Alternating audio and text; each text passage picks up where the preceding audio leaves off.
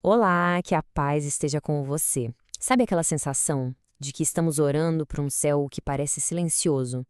É sobre essa angústia, que é tão real na caminhada da fé, que vamos conversar hoje. Essa é uma pergunta que, olha, talvez todo mundo já tenha se feito em algum momento. Aquele sentimento de que as palavras não passam do teto, sabe? Pode ser algo bem desolador. Mas a base da fé cristã nos dá uma certeza muito poderosa. O nosso Deus não é um Deus mudo ou distante. Ele se comunica, ele se revela. Então a grande questão não é se ele fala, mas sim como a gente aprende a ouvir a voz dele com clareza e com confiança. E a resposta para isso começa com um princípio que é fundamental. A nossa fé, ela não se firma em sentimentos que vêm e vão, mas em algo muito mais sólido, na iniciativa do próprio Deus de se fazer conhecido. A gente não o encontra por acaso, nós o conhecemos porque ele decidiu se revelar. E essa ação divina de se mostrar, ela tem um nome. O nome é revelação. Literalmente significa Deus tirando o véu da frente. É Ele quem dá o primeiro passo. E nossa, isso muda tudo. A fé não é sobre o nosso esforço para alcançar Deus, mas sobre a graça de um Deus que se aproxima de nós. E a Bíblia nos mostra que ele faz isso de duas maneiras bem distintas, mas que se completam.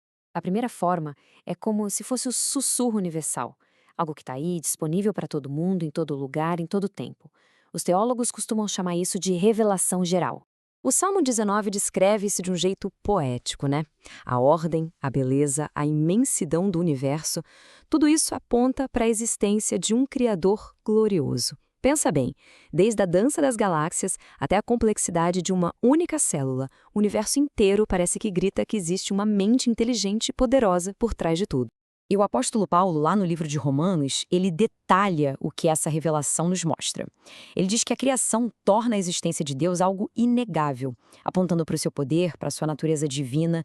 E não só isso. Dentro de nós, a nossa consciência nos dá um senso do que é certo e errado, uma responsabilidade moral. Segundo Paulo, essa luz já é suficiente para que ninguém tenha a desculpa de dizer que não sabia que ele existia. E aí, claro, surge uma tensão. Se a assinatura de Deus está por toda a criação, por que o mundo não está unido adorando o Criador? Por que a gente vê tanta idolatria, tanta confusão, tanta negação? A Bíblia é muito honesta sobre isso. O problema não está no sinal que Deus envia, mas na nossa recepção, no nosso coração. O mesmo capítulo de Romanos, o capítulo 1, também ensina que a natureza humana tem uma tendência de suprimir essa verdade, de ignorar, de distorcer. Ao invés de adorar o Criador, a gente acaba adorando a criação. Ou seja, a revelação geral é suficiente para nos tornar responsáveis, mas ela não é suficiente para nos salvar. Então, para resumir, a gente tem esses dois tipos de revelação. De um lado, a geral, que é esse sussurro universal na criação que mostra o poder de Deus e nos torna responsáveis. E do outro, a especial, que é uma voz clara, específica, que nos mostra o caminho da salvação e nos oferece a redenção. O sussurro nos deixa sem desculpas, mas é a voz clara que nos salva. E é exatamente aqui que a história da salvação se torna pessoal, porque Deus não se contentou com um sussurro. Ele decidiu falar de uma forma direta, clara, definitiva. O livro de Hebreus nos mostra o clímax da revelação. Depois de ter falado de muitas maneiras através dos profetas, Deus falou de forma suprema e final em uma pessoa, seu Filho, Jesus Cristo. O centro da revelação de Deus não é uma ideia, é uma pessoa. Jesus é a palavra final de Deus para nós. Mas espera aí, como essa voz que ecoou na história através de Cristo chega até nós hoje de um jeito confiável? Como a gente pode ter certeza de que não estamos ouvindo só um eco distorcido pelo tempo? O processo foi todo orquestrado por Deus. Primeiro, Deus falou em Cristo. Depois, os apóstolos, que foram testemunhas oculares, registraram e interpretaram a vida e a obra dele. E eles não fizeram isso por conta própria, mas, como diz o apóstolo Pedro, eles foram movidos pelo Espírito Santo.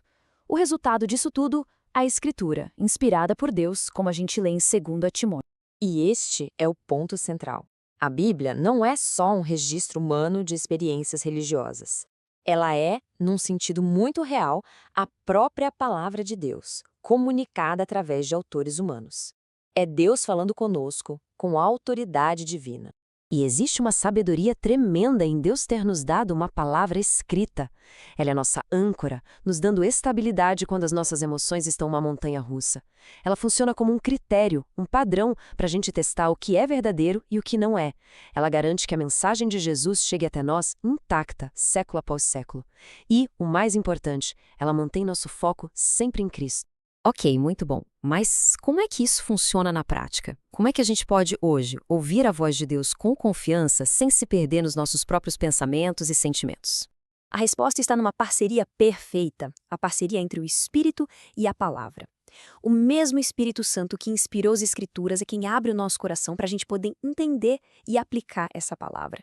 Ele não nos dá novas revelações que contradizem a Bíblia. Pelo contrário, ele nos guia para dentro da palavra, iluminando a verdade que já foi revelada. O cristão maduro não fica buscando vozes soltas por aí, mas aprende a conhecer a voz do bom pastor na sua própria palavra. Então a gente chega nesta pergunta que pode transformar tudo.